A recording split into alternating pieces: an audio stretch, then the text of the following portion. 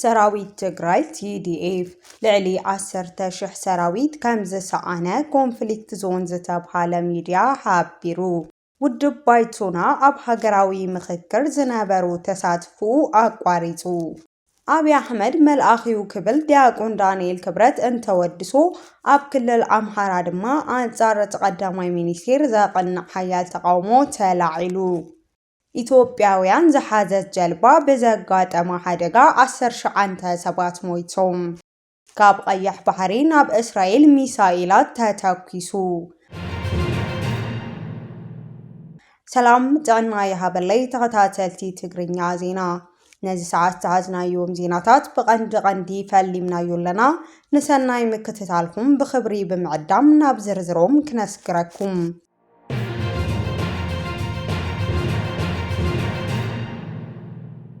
ሰራዊት ትግራይ TDF ልዕሊ 10,000 ሰራዊት ከም ዘሰኣነ ተገሊጹ። በዝሒ ሰራዊት TDF ዝገለጸ ሚስጥራዊ ሰነድ ከም ዝተቃልዐ ኮንፍሊክት ዞን ዝበሃል ሚድያ ብመረዳእታ ኣደጊፉ ዝወዛዕ እንትኸውን እቲ ሓይሊ ካብቲ ዝንገረሉ ዝነበረ ኣዝዩ ዝወሓደ ምዃኑ ተገሊጹሉ። ትካል ዜና ኮንፍሊክት ዞን ካብ ውሽጣዊ መዘክር ህወሓት ረኺብናዮ ብዝበለው መረዳእታ መሰረት በዝሒ ዕጡቃት ሓይሊ ሰራዊት ትግራይ TDF ካብ ተቐዲሙ ይግለጽ ዝነበረ ቁጽሪ ኣዝዩ ዝወሓደ ምዃኑ ኣቃሊዑ። እቲ ጸብጻብ ከም ዘርአዮ ኣብ ኩሎም ግንባራት ተዋፊሮም ዝነበሩ ዕጡቃት 42,713 ዝነበሩ ክኾኑ ከለዉ ካብዚኣቶም 10,453 ብዝተፈላለየ ምኽንያት ከም ዝጠፍኡ ሓቢሩሎ። እቲ ጸብጻብ ንሰራዊት TDF ኣብ 6 ግንባራት ከፋፊሉ ዘቕረቦ እንትኸውን ብጀነራላት ምግበይ ዝምራሕ ዝነበረ ምዕራብ ግንባር እቲ ዝዓበየ ዝበጽሐ ኺሳራ ከም ዘጋጠሙ ገሊጹ። ብተወሳኺ ምዕራብ ትግራይ ካብ ኩሎም ግንባራት ዝለዓለ ብበዝሒ ሰራዊት ዝሓዘ ኮይኑ ይርከብ ክብል ድማ ጠቒሱ። ኣብ ምዕራብ ግንባር ዝነበረ ሓይሊ ሰራዊት TDF 14,734 ምዃኑ ዝገለጸ እቲ ጸብጻብ 3,374 ኣባላት ሰራዊት ከም ዝጠፍኡ ሓቢሩ። ኣብዚ ሕዚ እዋን ምዕራብ ግንባር 11,350 ሰራዊት ከም ዘለዎ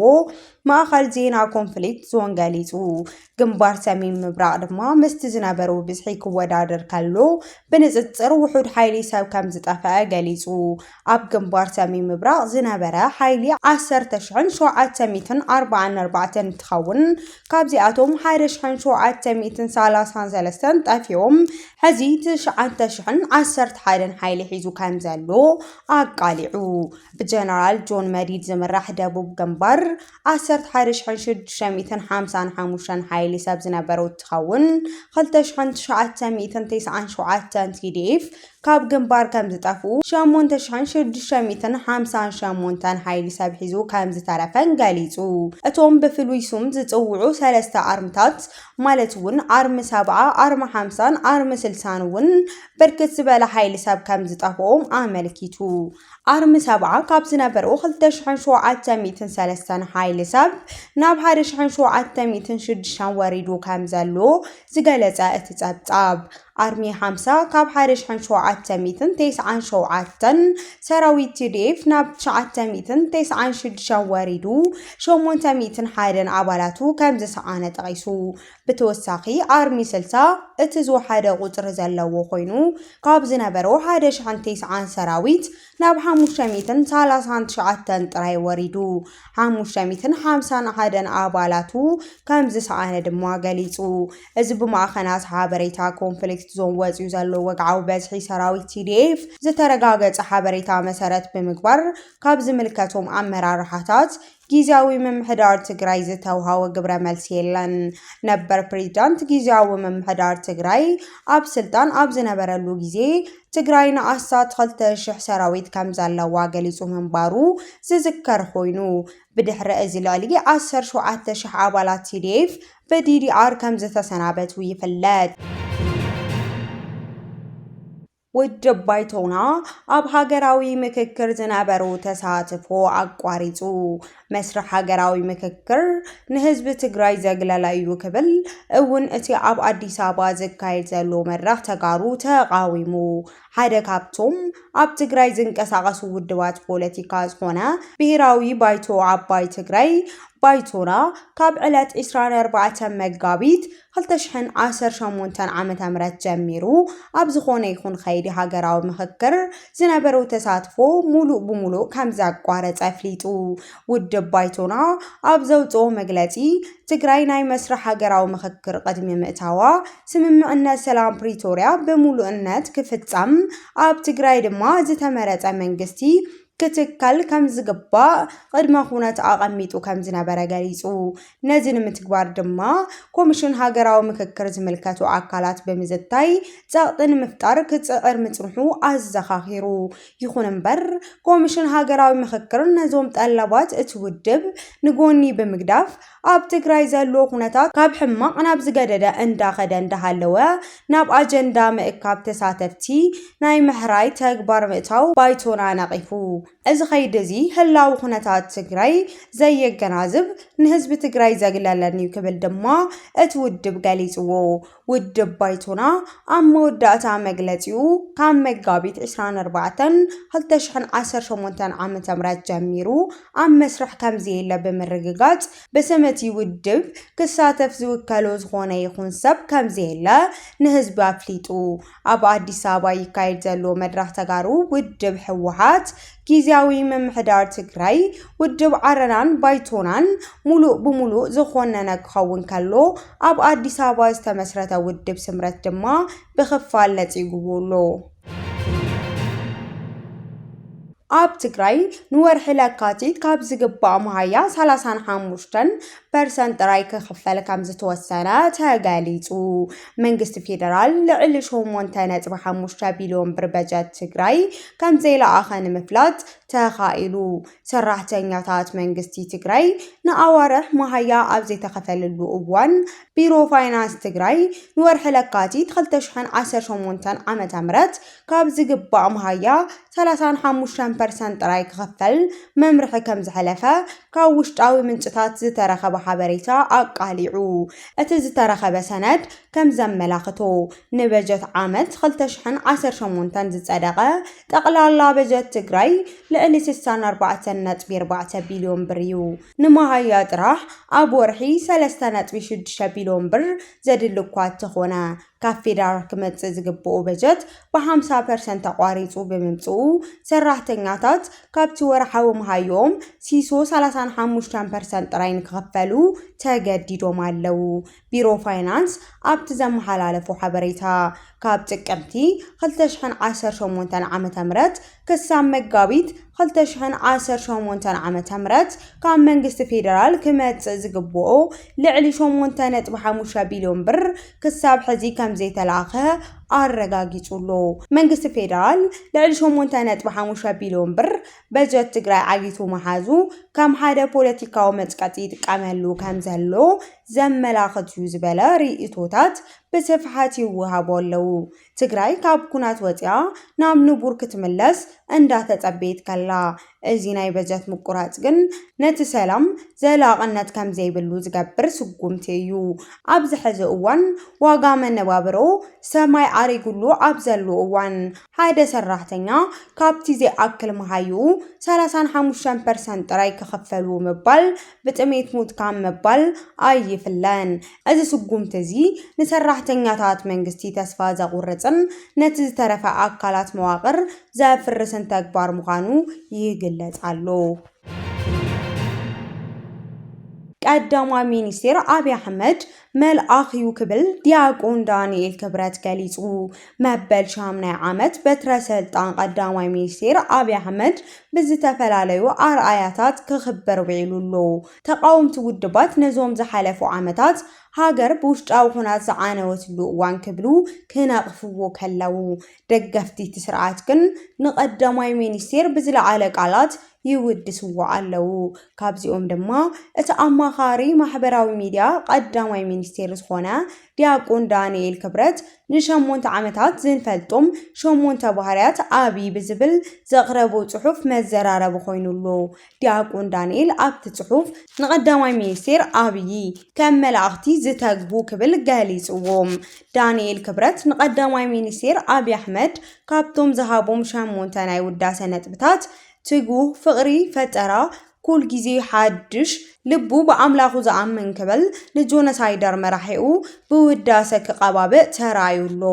ኣብ ልዕሊ ባሕሪ ክስጉም ከሎ ማዕበል ንከይፈርህ ኣኢንቱ ካብ ፈጣሪ ዘይነቅል ዋጋ ዝሰርሖ ዓወት ድማ ፈጣሪ ዝህቦ እዩ ክብል ጽሒፉ ኣብ መወዳእታ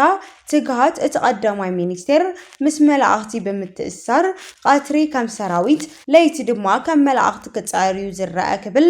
ልዑል ውዳሰ ኣቕሪቡ ዲያቆን ዳንኤል ክብረት ንመራሒኡ እዚ ውዳሰ ከቕርብ ከሎ ኣብ ክልል ኣምሓራ ድማ በኣንጻሩ ሓያል ቁጣዕ ተላዒሉ ሻምናይ ዓመት መንበረ ስልጣኑ ብሰላማዊ ሰልፊ ክናወጥ ተራእዩ እዩ ካርዲ መረፃ ተዘይወሰድኩም ማሃያኹም ክቋረጽ እዩ ዝብል ምፍርራህ ሕገ ወጥ እዩ ክብል ቦርድ መረፃ ኢትዮጵያ ብተግባር ስርዓት ብልጽግና ኮኒኑ ቦርድ መረፃ ኢትዮጵያ ኣብ መስርሕ ምዝገባ መረፅቲ ዝተራእዩ ሕገወጥ ተግባራት ብትሪ ከም ዝቃወም ኣፍሊጡ ዜጋታት ካርዲ መረፃ እንተዘይወሲዶም ማሃያኹም ይቋረጽ ወይ ድማ ካብ ስርዓት ትስጎጉ ዝብል ምፍርራህ ምስ ሕጊ ዘይኸድ ምዃኑ እቲ ቦርድ ኣብ ዘውፅኦ መግለጺ ገሊጹ እቲ ቦርድ መረፃ ከም ዘጠንቀቆ እቶም ብሕገወጥ ተግባራት ዝፍጸሙ ዘለዉ ኣካላትን ትካላትን ናመረምታ ስጉምቲ እንተዘይተወሲድዎም ቦርድ መረፃ ነቲ ዘይግቡእ ቁስቀሳ ዝግበረሎም ዞባታትን ጣብያታትን መረፃ ብፍላይ ኣብቶም ቦታታት መረፃ ከይካየድ ናይ ምእጋድ ስጉምቲ ክወስድ ከም ዝግደድ ኣፍሊጡሎ ከም ጸብጻብ እቲ ቦርድ ኣብ ወሰንቲ ዝበሎም ናይ ቅድመ መረፃ ተግባራት ገዛ ብምዝዋር ካርዱ ሰዱ ዝብል ምስ ሕጊ ዝጋጆ ቁስቀሳ ይግበር ከም ዘሎ ሪፖርት ይበጽሖም ከም ዘሎ ሓቢሩ ብተወሳኺ ካርድ መረፃ ሙሳድ ምስ ማሕበራዊ ኣገልግሎት ምቁራጽ መሃያ ብምትእስሳር ኣብ ልዕሊ ዜጋታት ዘይግቡእ ጸቕጢ ይፍጸም ከም ዘሎ እቲ ቦርድ ኣረጋጊጹ ቦርድ መረፃ ፈጻሚ ኣካላት ገዛን ካብ ምዝዋር ቅስቀሳ ካብ ምግባርን ክቁጠቡ ምምዝጋብ ከም ግዴታ ብምቕራብ ዝግበር ዘይግቡእ ጸቕጢ ደው ከብል ዝኾነ ኣካል ናብ ስራሕ ቦትኡ ብምኻድ ንሰራሕተኛታት ንክምዝገቡ ክግደድ ከም ዘይፈቀዱ ጥብቂ መጠንቀቕታ ኣመሓላሊፉ መምራጽ ናይ ዜጋታት ሕገ መንግስታዊ መሰል ምዃኑ ዘዘኻኸረ እቲ ቦርድ ዜጋታት ብፍቓዶም ብናይ ባዕሎም ውሳነ ጥራይ ክምዝገቡ ከም ዝግባእ ኣስሚሩሉሎ ብሰንኪ ዘይምምዝጋብ ማሃያ ዝቋረጸሉ ካብ ስራሕ ዝወጸሉ ወይ ዝኾነ ማሕበራዊ ኣገልግሎት ዝኽልኸለሉ ሕጋዊ ኣሰራርሓ ከም ዘየለ እቲ ቦርድ ደጋጊሙ ኣረጋጊጹ ኢትዮጵያውያን ዝሓዘት ጀልባ ብዘጋጠመ ሓደጋ 19 ሰባት ሞይቶም ኣብ ባሕሪ ሜዲትራንያን ብዘጋጠመ ሓደ ጀልባ ህይወት 19 ስደተኛታት ሓሊፉ ኢትዮጵያውያን እውን ተሳፈርቲ ነይሮም ሓለዋ ባሕሪ ጣልያን ትካል ረድኤት ከም ዝሓበርዎ ካብ ሊብያ ተበጊሳ ናብ ኣውሮፓ ትጓዓዝ ዝነበረት ጀልባ ብዘጋጠመ ሓደጋ ናይ 19 ስደተኛታት ሬሳ ተረኺቡ ካብዚ ሓደ እዚ 58 ሰባት ብህይወቶም ክተርፉ ከም ዝኽእሉ ተገሊጹ ትካል ስደተኛታት ሕቡራት መንግስቲ IOM ዶብ ኣልባ ሓኻይም ከም ዝሓበርዎ ህይወቶም ዝሰኣኑ ስደተኛታት 18 ደቂ ተባዕትዮ ሓንቲ ጓል ኣንስተይቲ እዮም እቶም ስደተኛታት ህይወቶም ዝሓለፈ ብሰንኪ ብርቱዕ ዛሕሊ ናይ ሰብነት ሙቐት መጠን ብኸቢድ ከገውድል ከሎ ብዘጋጥም ሓደጋ ከም ዝኾነ ይእመን ክብሉ ጠቂሶም 5 ህፃናት ዝርከብዎ 58 ተሳፈርቲ ናብታ ላምቤዱሳ ትበሃል ደሴት ጣልያን ተወሲዶም ኣለዉ ኣብታ ጀልባ ካብ ዝነበሩ ተጓዓዝቲ 3 ሰባት ግን ክሳብ ሕዚ ድሃዮም ኣይተፈለጠን እታ ጀልባ ጉዕዞኣ ኣብ ምዕራባዊ ሊብያ ኣብ ካሙሽ ካብ ዝተባሃለ ቦታ ዝጀመረትሉ ብዕለት 21 መጋቢት 2018 ዓመተ ምህረት ኮይኑ ኣብ ባሕሪ ክትንሳፈፍ ከም ዝጸንሐት ይግለጽ። እታ ጀልባ ዜጋታት ኢትዮጵያውያን ሱዳንን ሴራሊዮን ጋምቤላን ናይጀሪያ ጋናን ደቡብ ሱዳንን ጽዒና ትጓዓዝ ከም ዝነበረት እውን ንምፍላጥ ተኻኢሉ። እቶም ስደተኛታት ካብ ባሕሪ ዘድሕን ሲዎች ዝተባሃለ ጀርመን ትካል ከም ዝገለጹ እዚ ሓደጋ እዚ ካብ ዝሓለፈ 3 መዓልትታት ጥራይ ኣብ ባሕሪ ሜዲተራንያን ህይወቶም ዝሰኣኑ ሰባት ቁጽሪ ናብ 104 ክብ ዘበለ እዩ ኢሉ። ብረቡዕ እውን ኣብ ገምገም ባሕሪ ምዕራብ ቱርኪ ጀልባታት ስደተኛ ተገልቢጣ ህይወት 18 ሰባት ምሕላፉ ዝዝከር እዩ። ካብ ቀያሕ ባሕሪ ናብ እስራኤል ሚሳኤል ተተኪሱ ዕጡቃት ሁቲ ኣብ ልዕሊ እስራኤል ናይ ሚሳኤል መጥቃዕቲ ከም ዝፈጸሙ ኣፍሊጦም ኣለዉ። ዕጡቃት ሁቲ የመን ካብ ወሰን ቀያሕ ባሕሪ ብምብጋስ ናብ እስራኤል ዳግም ናይ ባሊስቲክ ሚሳኤል መጥቃዕቲ ከም ዝፈነዉ ማዕከናት ዓለም ይጽብጽባ ኣለዋ። እቲ ኣብዚ ሰሙን እዚ ንሳልሳይ ግዜ ዝተፈጸመ መጥቃዕቲ ነቲ ኣብቲ ዞባ ዘሎ ወተሃደራዊ ውጥጥ ዝያዳ ዘጋድዶ ኮይኑ ተረኺቡሎ። ወሃቢ ቃል ወተሃደራዊ ክንፊ ሁቲ ኣብ ዝሃቦ መግለጺ እቲ መጥቃዕቲ ንህዝቢ ፍልስጤም ንምድጋፍ ዝዓለመ ምዃኑ ገሊጹ። ብወገን እስራኤል እቲ ዝተተኮሰ ሚሳኤል ብናይ ኤሮ መከላኸሊ ስርዓት ኣቢሉ ኣብ ወጻኢ ክልል ኣየር እስራኤል ከም ዝተተኮሰ ዝኾነ ጉድኣት ከም ዘየውረደን ተሓቢሩሎ። እዚ ተኸታታሊ መጥቃዕቲ ንጸጥታ ቀይሕ ባሕሪ ኣብ ዝለዓለ ስጋኣት ዘውደቐ ኮይኑ ንዓለም ለኻዊ ማሕበረሰብ ነቲ ኩነታት ብጥንቃቐ ይከታተሉ ከም ዘሎ ተሓቢሩ።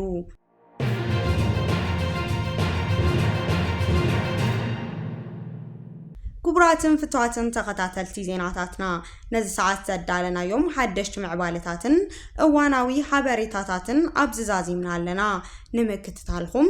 ናመስግን።